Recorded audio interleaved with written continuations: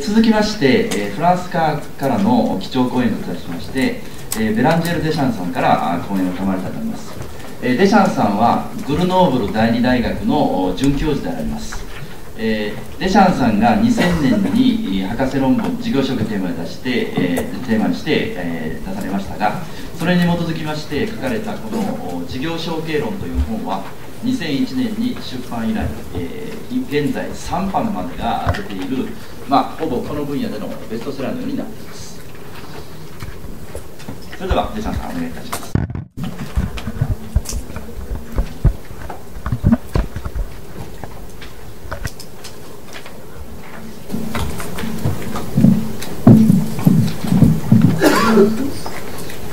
Je suis ravie de participer à ce symposium, cette conférence. J'ai découvert, si on peut appeler ça comme ça, le Japon à travers des lectures de romans de Haruki Murakami et des mangas de Jiro Taniguchi. Donc je suis très heureuse de visiter ce pays pour la première fois. Donc merci beaucoup de m'avoir invitée. Alors le propos de ma présentation consiste à expliquer comment j'ai fait, pourquoi et comment j'ai mené un programme de recherche sur la reprise d'entreprise par les personnes physiques.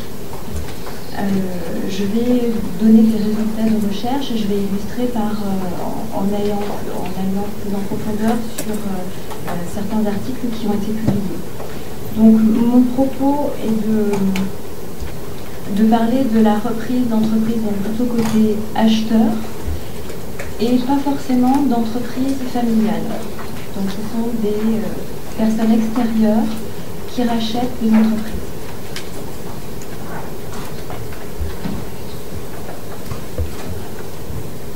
Alors je vais me présenter rapidement parce que dans cette présentation, dans mon parcours, il y a eu un événement qui a fait que j'ai voulu m'intéresser à ce sujet de recherche. Après des études de gestion, j'ai travaillé dans une entreprise de transport routier de marchandises. Et cette entreprise a été à transmettre suite au décès du dirigeant. C'est donc finalement un salarié qui a repris la direction. Mais ça a été un événement assez brutal dans la gestion de cette entreprise et qui a soulevé un certain nombre d'interrogations. Ensuite, donc, j'ai fait une année d'études avant le doctorat où j'ai travaillé sur les rachats d'entreprises par les salariés. En France, c'est une modalité qui est organisée par une loi, mais finalement, c'est une pratique assez peu courante. Et j'ai décidé ensuite donc, de me lancer en thèse sur la reprise d'entreprise d'une manière plus globale.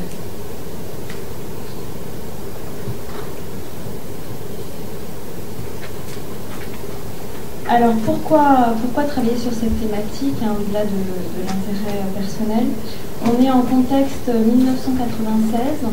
À ce moment-là, en France, la problématique, on sait que ça va devenir un sujet d'actualité parce que l'on connaît l'âge des dirigeants d'entreprise et ils sont de plus en plus âgés. En tout cas, ils sont de plus en plus nombreux à devoir passer la main. Donc il y a, potentiellement à ce moment-là, en 1996, on disait qu'il y aurait 500 000 entreprises à transmettre dans les 10 ans. Aujourd'hui, donc 15 ans plus tard, on dit qu'il y en a 700 000 à transmettre. Donc voilà, c'est une problématique qui dure.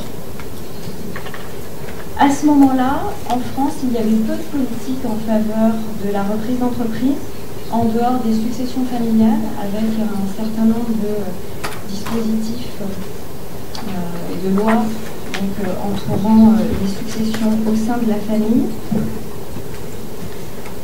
Et à ce moment-là, il y avait par contre beaucoup d'incitations politiques en faveur des créations d'entreprises.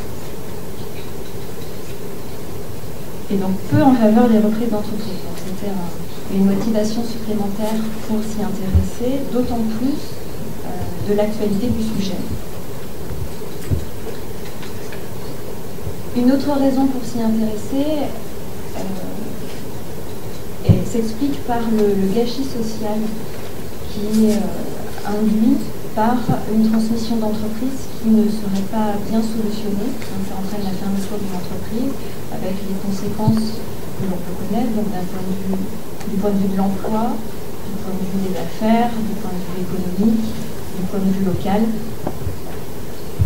Et une dernière raison est venue des rencontres en fait, que j'ai menées au départ avec des repreneurs d'entreprises qui se sentaient, qui étaient contents qu'on s'intéresse à eux.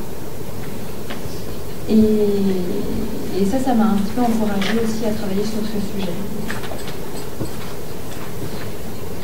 Par rapport aux chiffres par rapport au nombre de reprises d'entreprises possibles, il faut quand même avoir en tête que toutes les entreprises ne sont pas reprenables. Certaines qui reposent sur vraiment des entreprises très petites qui reposent sur le dirigeant qui vend et sur son savoir-faire, qui est détenu par la personne. Ce genre d'entreprise-là est très difficile à reprendre.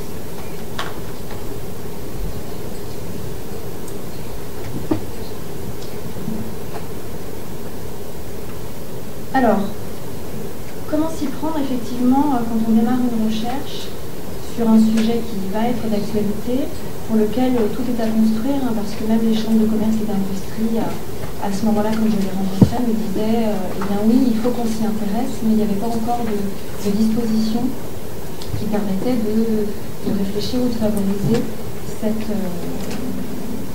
pratique.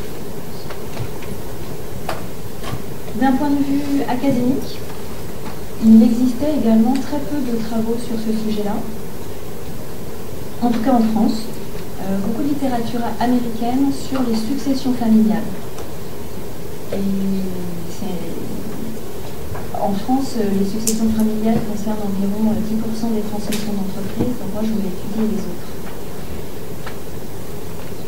Alors il existait d'un point de vue académique une thèse qui avait été faite par un Français qui s'appelle Dominique Siegel et un article sur les transmissions d'entreprise, donc hors cadre familial, fait par un Belge en 1995. Ces deux recherches ont constitué des points de départ en fait.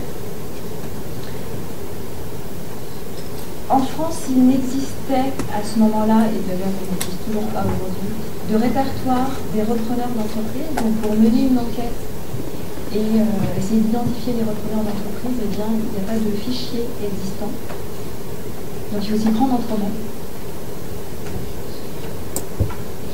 En France, également, d'un point de vue statistique, les holdings qui sont créés pour reprendre une cible sont enregistrés, sont comptés dans les créations d'entreprises, et pas dans les reprises d'entreprises, alors que les holdings sont créés pour cet objet-là. Donc on n'est pas tout à fait certain des chiffres qui circulent sur le nombre de reprises d'entreprises. On est bien sûr qu'on peut augmenter ces nombres. Donc d'un point de vue académique, tout était à construire. Qui reprend? Qu'est-ce qui est repris? Comment on s'y prend pour reprendre? Pourquoi on serait intéressé par la reprise d'entreprise? Donc toutes ces questions-là, en fait, ont été les points de départ, les premiers questionnements de ma recherche.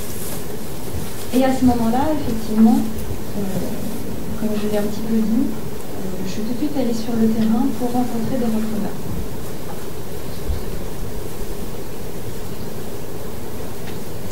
Alors, en rencontrant un repreneur qui m'orientait vers un autre repreneur et puis un autre repreneur, ce que j'ai pu constater, c'est qu'il n'y avait pas deux cas identiques de reprise d'entreprise. C'est d'ailleurs ce qui en fait un sujet fort intéressant, mais ce qui complique aussi la généralisation d'un point de vue académique. Je vais vous donner deux exemples qui illustrent en fait deux cas qui sont très différents. Le premier, c'est le cas d'une personne qui a repris à 30 ans une entreprise d'enseigne lumineuse. Il était cadre commercial et savait, il avait gravi les échelons dans la hiérarchie et sur les postes commerciaux, les postes de vente. Et il l'avait en tête depuis le début de sa vie professionnelle, je pourrais dire, il avait en tête d'être dirigeant d'entreprise, mais quand on l'interroge, il dit qu'il n'avait pas d'idée. Et donc pour lui, le moyen d'être dirigeant d'entreprise, c'était de reprendre une entreprise.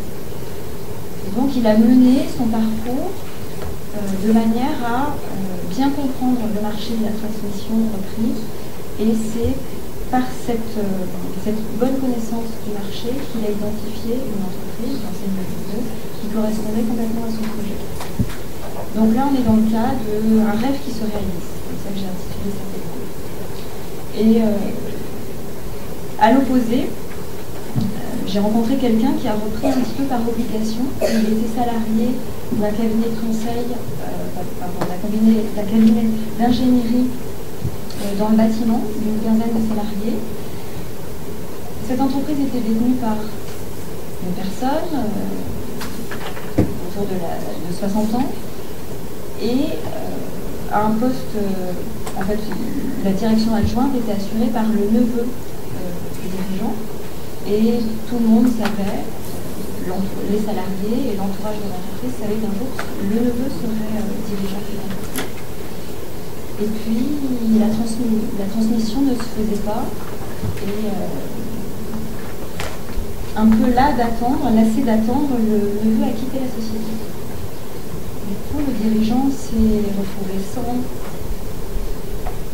sans personne pour reprendre l'entreprise. Il a d'abord cherché à la vendre auprès d'un concurrent. Et jusqu'à un moment où le bâtiment en France n'allait pas très bien, les concurrents ne se sont pas montrés intéressés. Et l'entreprise, du coup, était sur le point de fermer jusqu'à ce que le dirigeant propose à un de ses salariés de reprendre l'entreprise. Ce qu'il a fait, surtout pour sauvegarder son emploi et l'emploi de ses collègues. Mais c'est une expérience tout à fait malheureuse pour lui. C'est-à-dire qu'il a repris un petit peu sous la contrainte. Et quand je l'ai rencontré, il m'a avoué très spontanément et très rapidement qu'il était malheureux et que dès qu'il aurait l'opportunité de vendre, il le ferait. Donc vous voyez, on a deux cas de transmission qui sont très différents. Dans un cas, quelqu'un qui a réalisé son rêve et qui est très heureux de s'y varier, et dans un autre cas, une situation à l'opposé. Donc à l'issue de ces différents entretiens, ce que je me suis dit, c'est que mon objectif était de faire parler les repreneurs de tout ce qui avait constitué leur parcours. Qu'est-ce qu'ils avaient fait avant, comment ils en étaient venus à la reprise d'entreprise, de quelle manière ils avaient préparé cette reprise, comment s'était passée la relation avec les cédants, avec les salariés, comment ils sont entrés dans l'entreprise, comment la vente a été annoncée, quels ont été leurs premiers gestes dans l'entreprise, et puis quel retour, quel recul ils en prenaient quand ils sont face à un chercheur et qui les oblige un petit peu à réfléchir à leur situation. Donc voilà, mon objectif c'était de faire parler sur tout leur parcours, de manière à ensuite recueillir un certain nombre d'informations qui servaient de paramètres à la construction d'un questionnaire.